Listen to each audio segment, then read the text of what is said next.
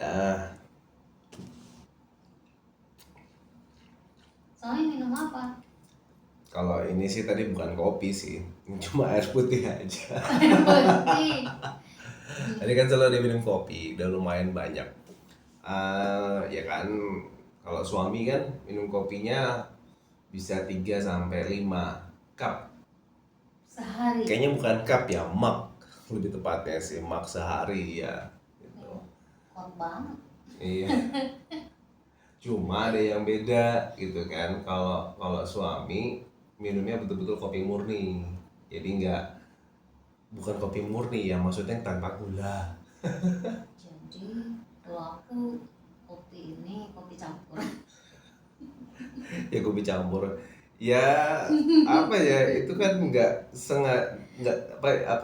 sengaja tapi jadi enak gitu kesukaan dan ternyata kan menurut studi sendiri dari beberapa pakar termasuk dokter jantung ternyata minum kopi tanpa gula itu baru yang paling tepat untuk badan gitu. At least untuk badan. Oh gitu. Iya, jadi kopi itu sahabatnya jantung. Itu menurut dokter-dokter jantung juga gitu. Tapi juga menurut pakar gizi ternyata salah satu yang boleh dikonsumsi pada saat intermittent fasting itu ya air putih.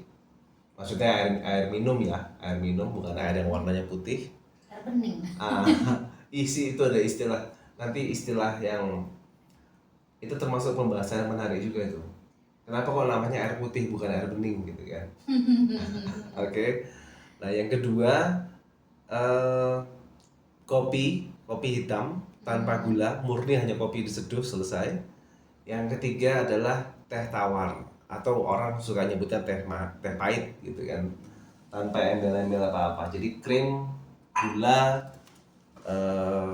apa meneh yang lain-lainnya gitu ya. Gula aren. Gula aren pokoknya sekecil Ya nggak boleh. kesukaan aku kopi gula aren. Ya betul. Tapi di sini agak-agak gimana gitu ya. Kan kita di sini sekitar seminggu lebih lah ya udah di sini gitu di Bali nih ceritanya.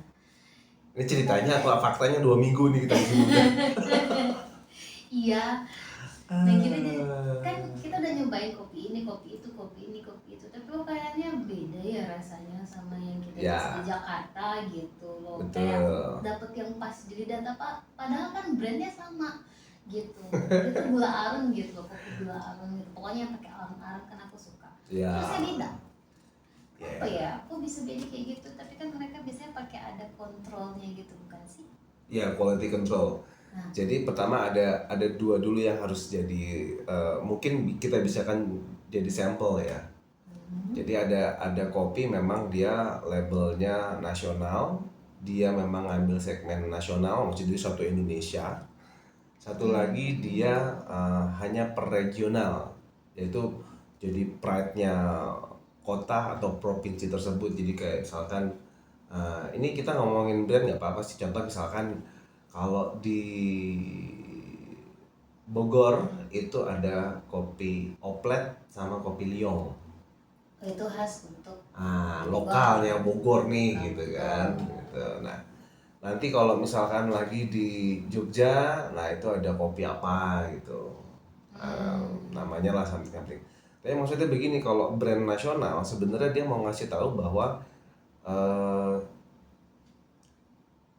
bahwa satu tempat ini dimanapun rasanya akan sama gitu. Jadi ada yang pride-nya seperti itu. Maksudnya dia ngambil segmen emang kalau udah ke kopi. Contoh kita ambil kopi kenangan sama kopi point ya gitu. Ada yang perlu kita garis bawahin local pride-nya atau national pride gitu kan. Jadi mau nikmatin kopi kenangan dimanapun rasanya harus sama gitu kan. Nah, tapi memang kenyataannya kok kayaknya ada beberapa tempat yang beda ya. Beda kok, yang biasa di sana sama di sini tuh beda rasanya. Buat yang beneran suka kopi pasti bisa bedain apa bedanya. Tapi buat yang nggak terlalu suka kopi biasanya nggak terlalu peduli gitu. Atau memang nggak peduli banget sih kalaupun apa aja rasanya gitu kan. Karena oke, kita biasa lihat di Jabodetabek, baik di Jakarta, Bogor, Tangerang, BSD terutama yang sering kita lihat, Kalau kita menuju kopi kenangan ya atau point coffee yang biasa kita minum, itu rata-rata mereka pesan sesuatu yang ada kopinya. Oke. Tapi kalau misalkan di Bali ini kemarin aku lihat nggak semuanya pesen yang ada kopinya. Misalnya Gitu. yang kan ada yang silveci gitu. Ada yang matcha, Iya yang gitu. ada yang Kemarin yang lemon. exactly black tea lemon iced tea. Jadi Aku udah coba. enak toh, memang enak sih gitu kan. Nah cuma buat kita yang sebagai penggemar kopi pasti ngomong, oh ini kopinya beda gitu. Nah tapi ternyata di kopi kenangannya itu, gitu kan, harusnya rasanya sama aja. Tapi juga kadang-kadang pengalaman kita pribadi nih, pengalaman suami, pengalaman istri, ternyata juga dalam SOP penyajiannya ada yang bikin rasanya beda. Kadang-kadang istri lihat kan ketika hot americano atau black coffee-nya suami, ada yang krema, ada yang tidak gitu. Nah padahal suami suka banget tuh sama krema kan.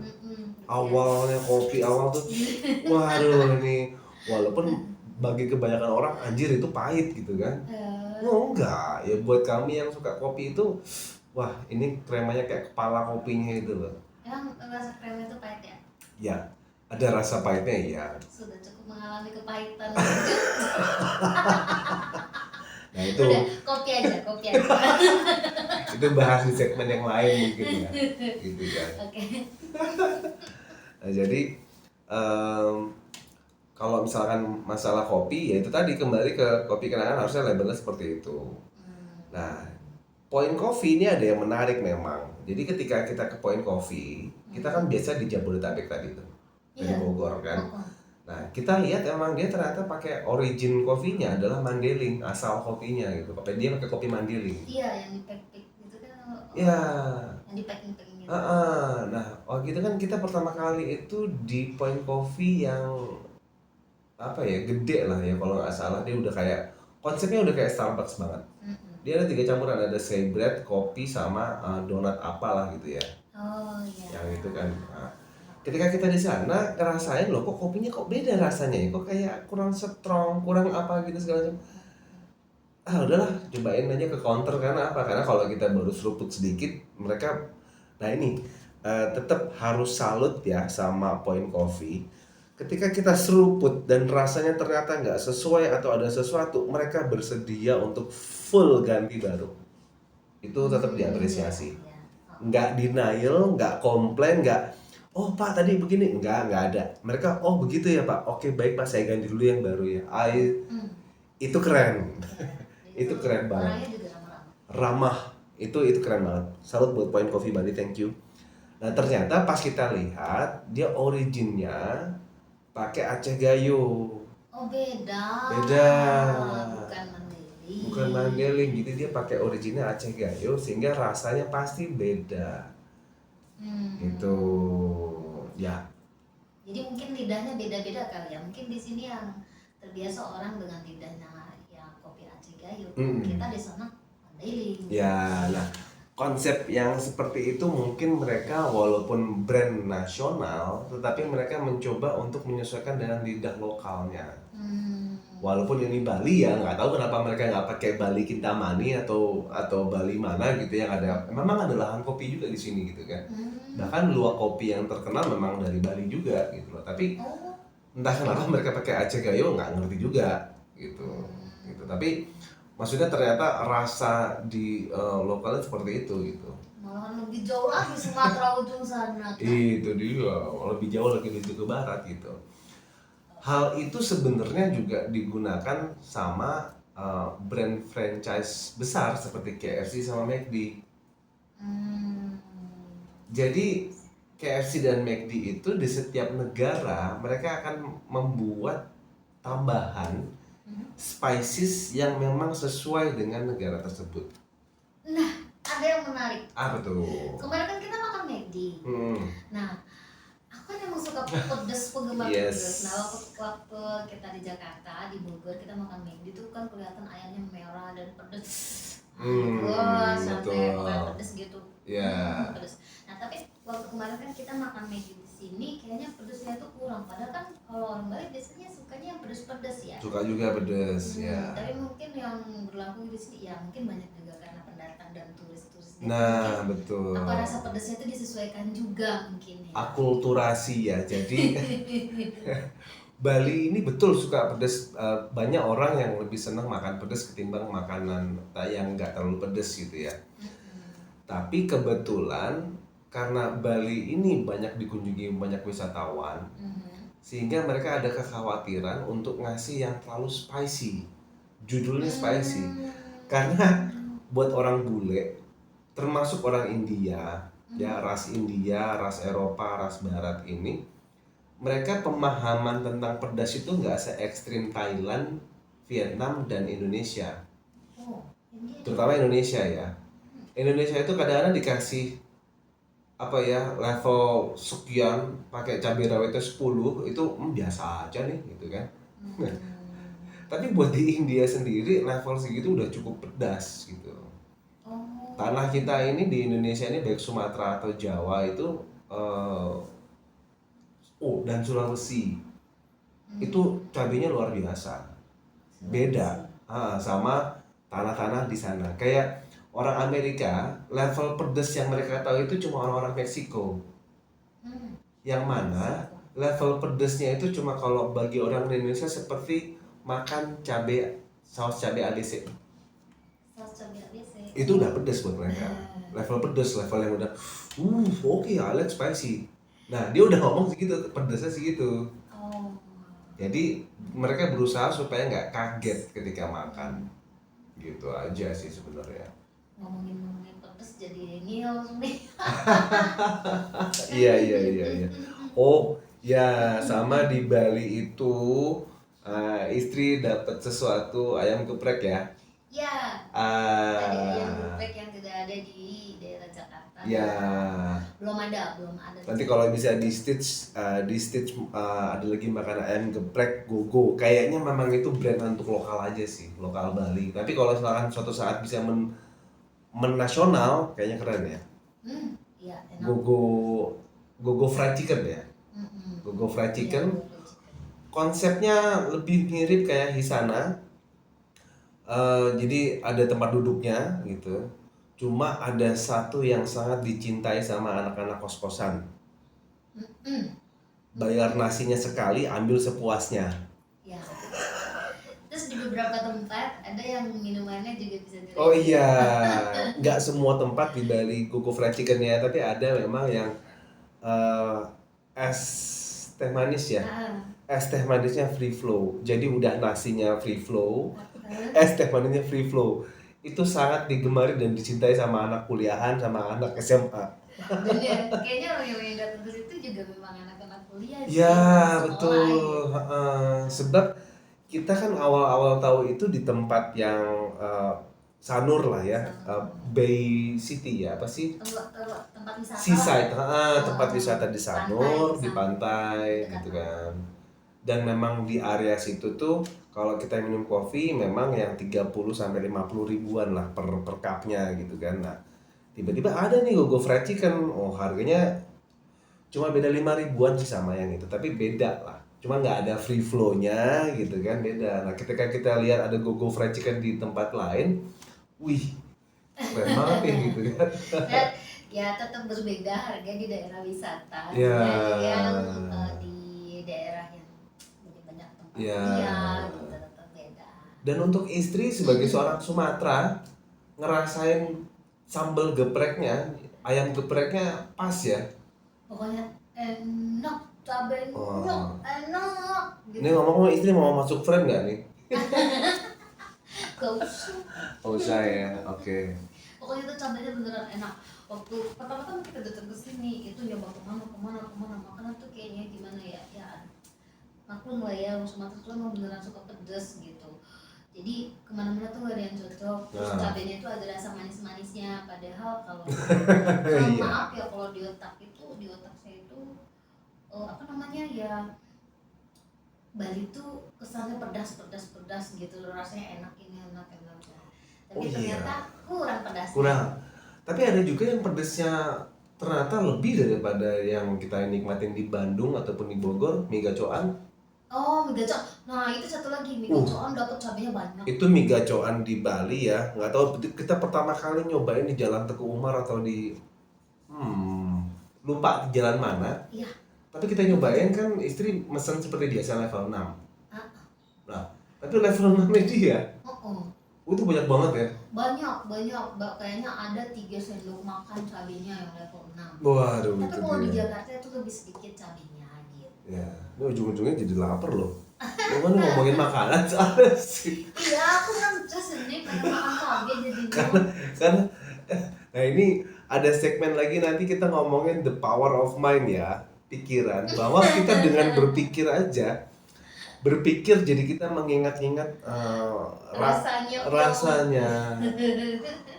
Nah, terutama juga nanti kita bisa ngomongin juga masalah kayak smell, wangi. Oh, wangi.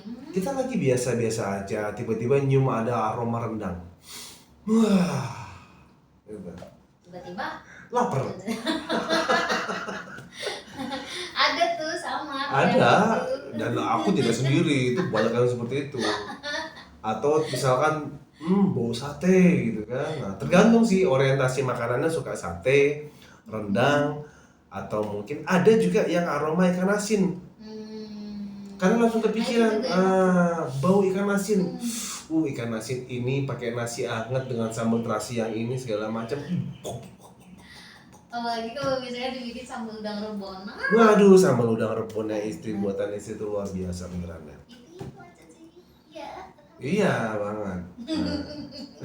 Nah, kita juga akan diskusi juga masalah hal-hal kayak gitu, karena apa sih yang membuat seperti itu gitu kan? Kok bisa terstimulasi gitu kan? Gitu. Nah, lanjutnya nanti kita akan bahas kalau teman-teman, oke, kita belum kasih nama sesuatu nih. Kalau kayak guru gembul kan baraya, kalau di Bali itu ada semeton. Orang Bali semeton semua sekalian. Terus ya nanti dipilih-pilih lah segala macam. Tapi yang pasti kalau misalkan kalian ke marketplace, baik di Tokopedia atau di Shopee, itu sudah ada perfuming. Perfuming untuk makanan kah? Ruangan nih. Nah, ini yang unik ya. Ini salah satu yang dulu menjadi rahasia, tapi sekarang sudah jadi rahasia umum. Jadi kayak roti O, kayak apa segala macam. Mereka itu kan tidak boleh terlalu ada uap yang keluar. Nah, memang ada dari oven, wangi dari oven itu ada gitu ya keluar. Tetapi diperkuat dengan perfuming. Bukan ke makanan ya, tetapi ke udara. Aroma kopinya. Aroma roti kopinya itu. Oke, mungkin akan kita bahas. Nah, bahas nanti.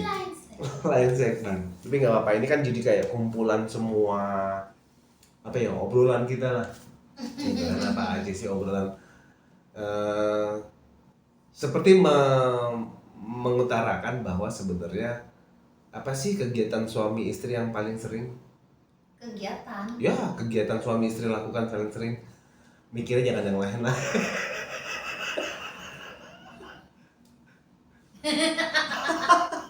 Apa dong? Untung nggak masuk di frame kamera. Ya. 90 atau let's say 70 sampai 90% kegiatan yang paling sering dilakukan sama suami istri adalah komunikasi, diskusi, ngobrol ya. Jadi yang lain-lainnya seperti hubungan intim apapun segala macam itu nggak sampai 10%, nggak sampai. Tetapi komunikasi, diskusi, kenapa? Karena memang dalam rumah tangga kita kan kita menyatukan dua kepala nih, ya kan? Dua kepala, dua hati, dua jiwa, dua. Exactly, thank you sayang. Itu diperjelas banget, betul tuh. Yang satu waktu awal-awal nggak mau makan pedes sama sekali, yang satu harus ada pedes-pedesnya untuk makan. Yang satu ngopi harus ada rasa manisnya, harus ada susunya, harus ada krimnya, harus ada gula aren apa segala macam. Yang satu minum kopi itu yang bener ya cuma kopi hitam, that's it, pakai bubuk gitu kan. Ya, gitu. Nah, tapi bagaimana caranya kita menyatukan dan menemukan jalan tengah itu yang terbaik sebenarnya. Kan gitu ya sayangnya. Itu istriku. Ya, suamiku. I love you. Love you too. Ih, kecil kali ngomong love you-nya. Jadi harus gede nih. I love you suamiku. I love you istriku. Iya. Ya mungkin ini videonya panjang tapi ntar kita potong-potong aja, nggak apa-apa sih, mana yang sesuai. Kan ada CapCut, ada Canva juga. Iya. Oke, berarti tadi yang jelas kalau misalnya teman-teman punya